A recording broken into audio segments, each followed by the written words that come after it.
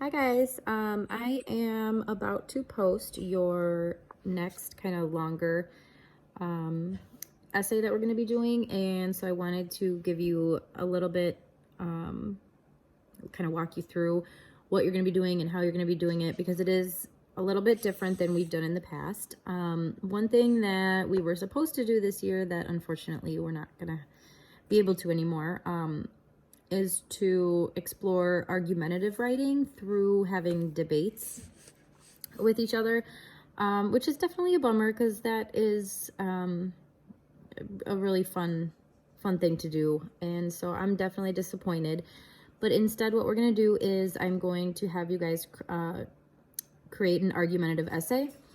And this time, instead of when we've done narratives and stuff, I've really wanted you guys to focus on creativity, and they have been longer pieces of writing, and this is definitely going to focus more on the quality and the depth of your information rather than having many pages. So if you open up, I am definitely not going to go through each and every slide because this is really in depth, so it's going to be kind of on you guys to go through and really read the information, click on the links, watch the videos. There's lots of videos, there's tons of examples. It's a lot of stuff that we've already talked about, but we're going to be really practicing and diving in deeper here. So you start off with this page, constructing an argumentative essay, and it gives you everything that is going to be touched on here. Oops, what did I do? Okay. It gives you the purpose of argumentation. So I will have you guys read through that. It's basically so we can understand how, we do not agree with everyone. We're never going to agree with everyone. But that doesn't mean that they're wrong or we're wrong. We need to kind of develop polite ways to disagree and kind of share our insights with other people. So that's what we're doing here. So this essay is really focusing on like the basic essay structure that you've been taught previously. So the 5-paragraph essay, as much as I hate that.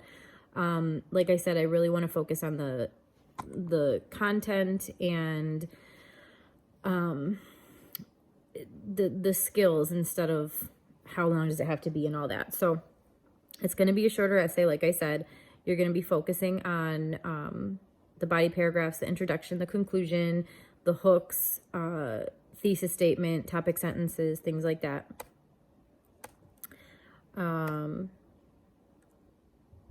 So you start off with a sample essay here.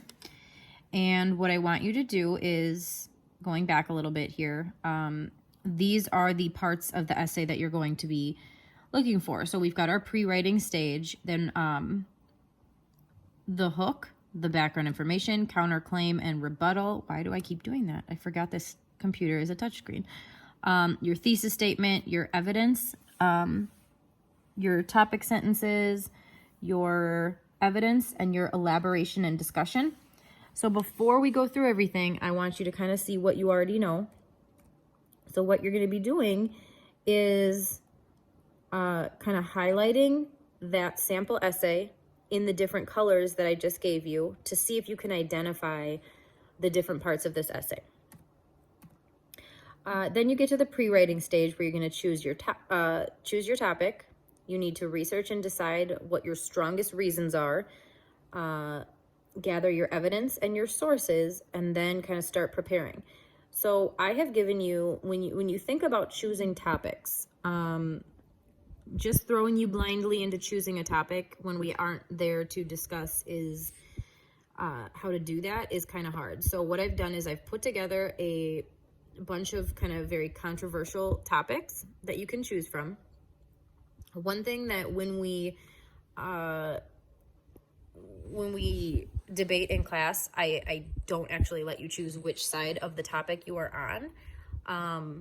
I think it gets very interesting to kind of have to research and argue for something that we might disagree with or might not think that we agree with until we start going through it. But for this time, you guys can choose your topic and choose which side of it you fall on. So it's just some examples are cell phones in class, homeschooling, which after this you may have a new perspective on, a longer school year, drug testing for student athletes,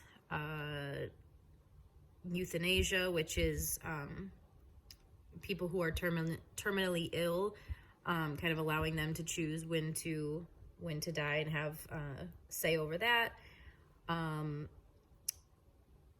Let me see what else. There's stuff about climate change, the death penalty, gun regulations, taking a knee during the Pledge of Allegiance, goes on and on. So first you're going to choose your topic, then you're going to choose your claim. So decide the position that you're going to take on the topic. Are you for it or against it? And when you're writing your claim, it is just one sentence. If you chose the death penalty, for example, your claim would be the death penalty should be illegal in all states. Period. That's it. Then you're going to get to your brainstorming, which looks like this. You're going to list as many reasons as you can to prove your claim is true. Then you're going to choose a few that you think are the strongest and do some brief research to make sure there is plenty of evidence to support your reasons. This part is really, really important because if you can't find evidence to support your claim, it's going to be really, really tough. You need good evidence. Think back to when we talked about reliable sources, credible sources. Don't use Wikipedia. Don't just use one source because it might have conflict. You want to look at multiple sources to make sure that what you read is accurate. And then towards the end of this, maybe later in the week, I'm going to be, or next week, I'm going to post a bibliography lesson to kind of help us understand that we don't just when we're citing sources, as we learn to do that properly, we're not just pasting the link to the website that we got it. We need to have a lot more information included. Here we see our first video. So if you're, when it comes to, I think I skipped. Nope, that's the next one. Okay. So, you've got the next video that's kind of going through how to find good evidence. Everything that you're going to be doing is on this Google Slides presentation, so you can put your evidence right on here. So after you've chosen 2 strong reasons, then you're going to search for as many pieces of evidence as you can. You're going to add the link here just so everything is in one place. I can find it. You can go back and find it. Then you've got your reasons and your evidence here, and then your sources down here. So you can write and kind of start your rough draft right on here. You've got some tips there. Then you start your introductory. I think, I don't really, I could spend probably 2 hours going through all of this with you. The one thing I want you guys to do, or I wanted to point out to you, is when it comes to the end, I do ask you to write a paragraph on a counterclaim and a rebuttal. And this sometimes gets confusing. So I want to just explain what a counterclaim is and what a rebuttal is and why it's important.